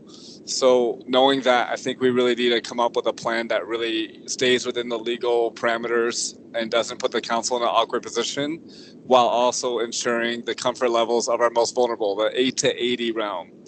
I appreciate the presentation and look forward to your further discussion. Thank you so much. Thanks, Adam. I just, as a point of clarification, do want to, Nick, you could probably speak to this much better than me, but what peak hour actually means. We use this term, and frankly, I think we do ourselves a disservice, because I think naturally you assume that's the highest point you're ever going to. We're designing to the max, and that's not actually what it means. Can you actually explain it? Because I'm not a traffic engineer. Or do we need to have Jeff do it? Because I know he can explain it. I have a little flavor to add to it, but Jeff might be the best. That we do look at the peak hours, the AM, PM, and having that kind of level of service D, that is still fairly busy. That's not just free flow. That if we used A, which is the highest, like very comfortable, wide open, if we used A as the standard at peak hour, then yeah, you could just, everyone would be soaring through it all the time. So D is getting that kind of congested, just not incredibly congested, like failing. We call it failing when it goes to E and F from a transportation aspect. But we do look at the morning and the evening, and something that is of good, consideration as we evaluate all this, that yes, that is typically the highest vehicular demand, but that is, in most cases, and we always analyze based on where we're at, but it is typically based on work commute. And when you do have users using various modes, that most people still work around that time. So not only is it the highest vehicular volume, but we do also expect the highest pedestrian and bike volumes in that time as well.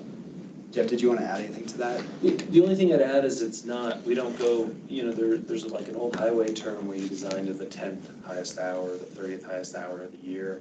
What we do in cities is we design to an average Tuesday, Wednesday, Thursday. So Fridays are higher, snowball days are higher. That's not what the peak talks about. The peak is an average Tuesday, Wednesday, Thursday throughout the year. So it's, yeah, so peak is, it's not really the peak, it's what you would expect. How many to times do happen. we Yeah. reasonably expect to exceed that? Yeah, so if you assumed every Friday exceeded it, you'd exceed it, every Friday throughout the year, so 52 Fridays, whatever, you get the point. Adam, your hand's still up. Do you have another question or comment? Oh, I don't. Thank you. Sorry about that. Oh, no worries. Just want to make sure we got you if you had more. I got a question on kind of what Adam was commenting on. The actual distance, I understand the actual crossing distance of a lane it will be about 36 feet before we get to another rest area, and then another 36-foot section of traffic interaction, and then another rest, and then another 36. It's not like 118. Yeah, it's 30 feet at a time. At a time, right? So we got an opportunity to be in a safe zone. Correct. I just included that overall one, that again, looking at that you have more to traverse too. That is further out of the way if we get from one corner to the other on the roundabout, but each little distance is significantly smaller. But the light is time that you cross the whole thing at once. You don't cross, then wait for another signal, then cross again, and wait. You cross the whole thing at once. Correct. You just happen to pass through islands on your way. Yeah. We got. Mr. Chair, can I jump in real quick? Yeah, please. This is kind of a cool thing that we learned when we were talking about roundabouts this week. When you're comparing, because you're looking at distances, that's important. And we also talk about time. At a traffic signal, you walk up and you push the button. You might get lucky, you might be there at the right time and it turns green. You might wait 60 seconds. Big intersection, you might wait 90. At the roundabouts, you're going to walk up and push the beacon and instantly start negotiating across and do it again. So while the distance is longer, the time it takes to cross is likely much, much quicker. Just something to consider.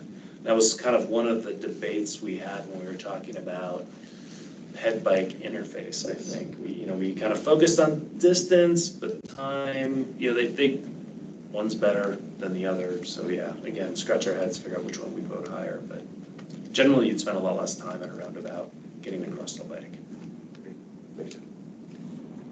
And so you had mentioned the raised sections between them. Did that seem like a nicer thing? Because I haven't experienced those very much. I was just curious. It sounds very. Anything that physically slows vehicles down, in my mind, is a nice thing. So if it were implemented, could that raise the score on number 4 from the roundabout if you guys were willing to actually commit to doing that, rather than having it be it could be on the table, it might not? So I feel like there's several things where the idea that it could be on the table in the future is a gamble for the peddler bike. Absolutely. And I think it would probably improve that one. We did try to look at it from that kind of perspective that either all of them have it or all of them don't have it.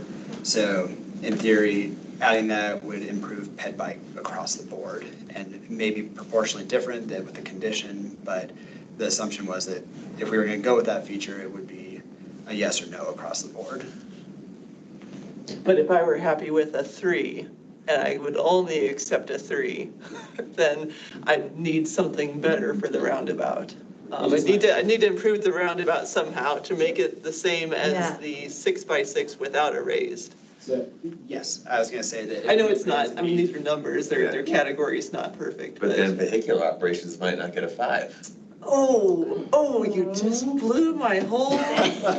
Gosh darn. Sorry. I love cars, really, I do. Scoring this is difficult, right? I mean, we identify there's a lot of trade-offs and things going on here, trying to balance all of this stuff so that it works. And again, I don't think that we can necessarily commit to whether or not they will be incorporated, but this is why we're here, right? This is why we're trying to get this feedback, because we're going to take feedback from this group. We're going to go up through all the different commissions, and ultimately we'll end up with at City Council talking about what we learned, what the feedback was, and that will be, hopefully at that point, we've synthesized everything and we'll move forward. Let's see a hand. You raised crosswalks work in improving safety, slowing down vehicles, and if you can't mitigate with other means, it can help. So it's one of the tools that there's various ways to reduce speeds, and that's one of them. Okay. Frankly, the easiest and the best one for us to use to start with is how the lane will actually be out there. Because if we can achieve the safe speed just by doing that, then we don't need additional infrastructure. If it's unachievable, then we get to that point of, well, we need some other stuff in here. It's so hard because when I'm at a thing, there's a car sitting there. I'm at San Francisco, I don't know how many days. The car is stopped and I'm trying to go across and it wants to make a right turn. And so it's technically at 0 speed and yet it's going to run over me because it's their head is looking the other way. And so I feel like that is, I know you can't do anything about it, but it's very hard to hear that because I feel like as soon as people's heads are looking that way to see if there's somebody coming so that they can just go, they'll just drive right over me from a 0 speed and they won't even notice. So, I mean, that's where all these protected things, so like protected intersections is about getting pedestrians out there in front of people so they can see them. It's about providing leading intervals so they can cross. Same stuff is happening at roundabouts with where those placements are back far enough to where they're not all the way up to where they're looking like this. It's not to say that they're not starting to turn, but pedestrians are still generally right in front of you. And those view things, again, geometrics, I know I've harped on this a lot, but those are critical to get people to where you're experiencing a waiting pedestrian at the time that you can do something about it, right? So that you can interact and so on. So I think roundabouts with those things, like we do try to get you in that you're in front of cars, but it's, again, like safety is one thing. Anything that we put out there, I mean, engineers, our job is to make sure things are safe. So anything that we're suggesting today will meet the technical definition of safe. We've had a lot of conversations about comfortable, right? And like we said before, how you have to be a more active participant in a roundabout. But technically, you're very safe there at those speeds and so on. You're standing there at the corner, they're 0 miles an hour, they could still move. That's safe, not necessarily comfortable. Yeah, right. We don't get them to 0. We don't get more people riding bikes if they're not comfortable. So, but yeah, we have to make a choice and move on. And hopefully by 2045, the Google car level 5 auto driving will actually work. Yeah. The yield for except won't exist, the water will be gone. We'll all be very dehydrated, but Yeah. It will be beautiful, all the people will be gone. Drink from reclaimed water. All right, any other questions, comments? We should probably move this along. Yes. Okay, so we get to the next step for you guys? Yep. So what we'd like to do is we have our team listening is ready to record the rankings on this. We do want to get the members of both committees and then have again, be able to take this to council at the end. So with your all help, if we could go through the role of attending members, first going through PAC and then back, if that's okay. Sure. I'd like to get a 1, 2, 3, 4 score, as in this is my first choice, this is my second choice, third and fourth, across these 4 and which order they're in. Okay. So that's what we'll be recording. That's what we're looking for. Okay, we can do that. Ron, we're gonna put you on the spot. Excited. I was just writing my answers down. I can tell you it's C is 1. No, excuse me. B is 1. See, I didn't write it down. C is 2 and A is 3. No build is 4. Thank you, sir. You betcha. No? I will go C is 1, A is 2, B is 3, and no build is 4. Jody? B1, A2, C3, no build 4. Do you mind going through those again? Sure. B1, A2, C3, if you could just raise those things, but that's all right. And then no build 4. Thank you. Yeah. B is 1, C is 2, A 3, no build is 4. Can I get your name again? Nancy Hagerman. So Matt, B1, C2, C could be number 1. Hopefully we can get it there. A3, no build 4. That is the end of the pack, and we will go to the back and go ahead and start with Susan. Under protest, a 5x5 would be 1. Seriously. B2, C with modifications and no channelized routes would be 3. A 4 and no build 5. Thank you. Matt? I'm gonna go C1, B2, A3, no build 4. Sorry, Matt, can you hit me with that again? Oh, just same scoring as you guys have there. So C1, B2, A3, no build 4. Sam? I'm with Susan. I would pick C first without the channelized rights, and then a 5x5 if that existed. If not, B, A, no build. Thank you. Daniel? Yeah, tough call. You know, B and C are pretty close in my mind. I am persuaded by the materials that Martin sent out, that Sam talked about earlier. So I got to go B1, C2, A3, and NB4. It's everybody. Awesome. Well, thank you all very much. Could Jonathan and Nancy say theirs again? I believe I have it. So John was C1, B3, all right, it's out of order, A2, and no build 4, is that correct? And then you said Nancy? Mm-hmm. That would be B is 1, C is 2, A is 3, and no build 4. Do you get all those, Alexis? Yep. Okay. Would you be able to give us the ranking for the pack in the back, starting with pedestrian, please? Yeah. So the ranking would be Alt B as 1, and then Alt C as 2, Alt A as 3, and then no build as 4. Okay. And for bicycle advisory, please? So Alt B and Alt C are tied at 1. And then Alt A is 3, and then no build is 4. And we'll be taking that information to council along with the comments too on the ranking. Then we'll communicate that. I'd kind of like to add, when I first joined EAC, one of my biggest desires was to see Butler turned into a comfortable bicycle place, because it's been horrible since I've gotten here. And it desperately needs to be a fun place to open up commuting by bike.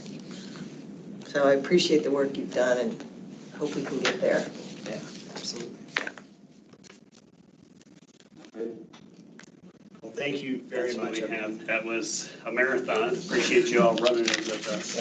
Again, we're having these same conversations. We appreciate the feedback. We'll put all this together. Encourage you all to stay engaged as we continue through this process. Oh, we will. Yeah. We'll see you at council. We'll be there. All right. Thanks to the Thank you. engineering cadre for joining us. Thank you. Thank you, everyone.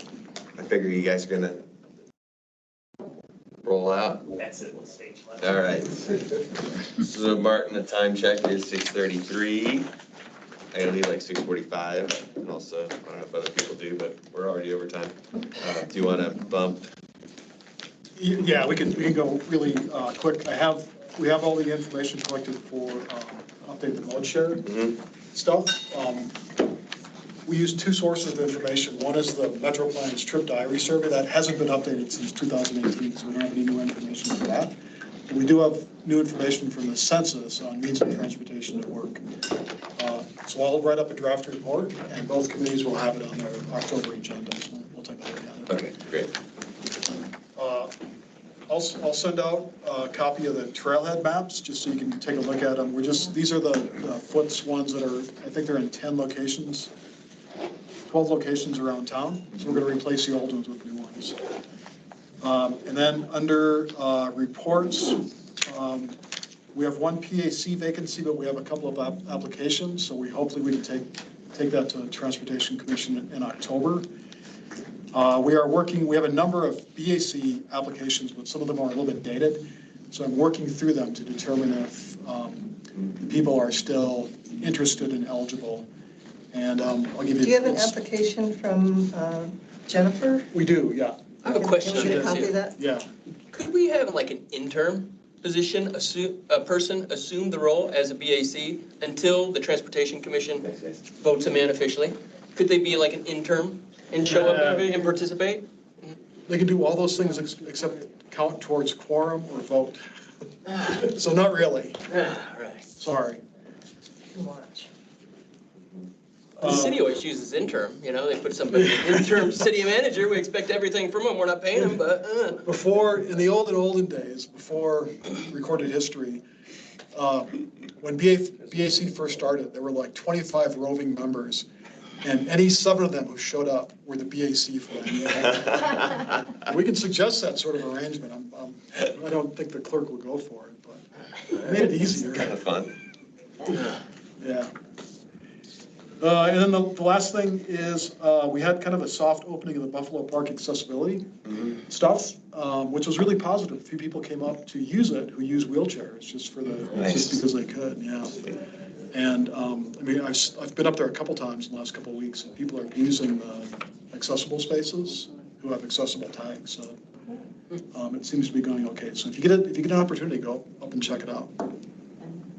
Very cool. Looks good. Opinion. I move that we're always called backpack when we live together. Yeah, how's that not been a thing yet? Yeah, It's a good it's in my mind. Yeah, It's no, already it's been for Yeah. years. In all seriousness on that topic, like periodically people will ask, why aren't BAC and PAC combined? And we've resisted so far because they really tackle different issues, and there's enough for us to talk about in our separate committees. But if you ever think that might be a good idea or worth talking about, I'm open to it. Well, I think the joint meetings are really a good idea, and having them once or twice a year is a minimum. Yeah, I'd say a minimum, especially when there's things like this where we can all pile on the engineers together. Okay. I mean, seriously, like. Even bloody. I'm sorry. I know you are. But I mean, I think that's. Yeah. Well, the So, yeah, no, I agree with Susan, but yeah, maybe even more than twice. Yeah, all right. Agree. Okay. Yeah. Agree, because I think some of the stuff that, I'm on PAC, some of the stuff that BAC brings up, it's like, oh, yeah. Yeah. I hadn't thought about it. But it affects us. Yep. Walkers, and most of us walk and ride anyway. Yep. So, But there's definitely different issues. yes. Yeah, no, I agree. For sure. Yeah. For sure. If you've ever been to Amsterdam, you'll understand. Yeah, Yeah. and I think there's a lot of times where, I don't want to get into it, but bikes advocate something that pedestrians might not want. Yeah, true, that's Yeah. true. But then I think there's a lot of times like this where it's better for us all to be together for some of these topics. Pedestrians definitely need to wear more reflective materials. Got it. John, you got it. I don't see any yellow on you. I have to get rid of my black hoodies. Just put some reflective headgear on. Bicyclists just have to be looking. You gotta be watching out for. Okay. You gotta have really bright lights to see pedestrians. Okay, so there's clear direction to be apart until we're together. Yep. All right. Announcements, agenda items? For the next meeting? Well, I Susan, you had said one earlier. suggested that we put on education brainstorming and what was the other thing? My Bill of Rights. And does anybody want my copy? Or you're gonna get all digital copies, I believe. Accessibility goes in your Bill of Rights thing a lot of places too, for things that make wheelchair or mobility scooter users very unhappy also fit in there. Yeah. Trash cans blocking driveways, cars blocking anyway. Yeah. That also fit in with the pedestrians. Definitely need but- to get more from you guys on this side. And then we'll do the load share report of that. Yes, that's great. And with that, I think we are adjourned. Yay. Thanks, everybody. It's like record-setting turnout today. So how late Thank do you, your guys. PED meetings usually go? Midnight. The bars Yeah. close. Did you say 9? No. Usually 6:30. We reliably go to 6:30. Yeah. Thanks, Ron. You know, Susan. And 6:30. South Lane you were asking about? Yeah. That's gonna be a major corridor. Thanks, Sam. The airport. Thanks, Daniel. Is it? Hey, thank you, guys. We'll see you soon. Thank you, bye. Appreciate it. Instead of getting on the freeway to go to the airport, it's going through Through that that intersection. and then to get onto the interstate, I suppose. So no, they're gonna take John Wesley Powell all the way to the airport. Yeah. Because that's pretty, there's not a lot of turning off John Wesley Powell. Yeah. If they actually make that connection to the But airport. yeah, if they're headed for the. I imagine there will be a bus route on there one day, so you can take the Yeah. bus that direction from I'll have the. to look at Yeah, check it the out. maps more to see where the Forest Service land is, because I think that would, come on. I'm gonna end the meeting. What?